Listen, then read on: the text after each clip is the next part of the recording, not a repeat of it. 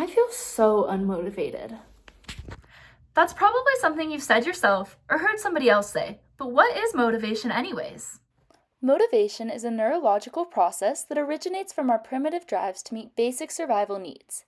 These same processes have evolved to help us pursue more sophisticated goals, taking humans from running from predators to running marathons.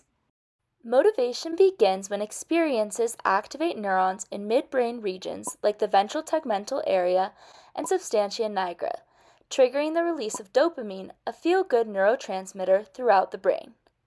This dopamine helps form neural pathways that connect actions and emotions. We can think of these neural pathways like roads. The more often you travel a road, the more comfortable and familiar with the route you become. The same principle holds for neural pathways. The more often you repeat an action, the stronger the pathway. This principle leads us to avoid actions that have led to consequences while repeating actions that have led to rewards, forming the basis of motivation. There are 4 key types of motivation, each of which has a different effect on the brain. The first type of motivation is intrinsic motivation, a drive to do something for internal fulfillment. The second is extrinsic motivation, a drive to do something for external reward. When we accomplish goals through either intrinsic or extrinsic motivation, a dopamine release is triggered. However, the dopamine secretion triggered by intrinsic motivation is more sustained than that triggered by extrinsic motivation, making intrinsic motivation more long-lasting.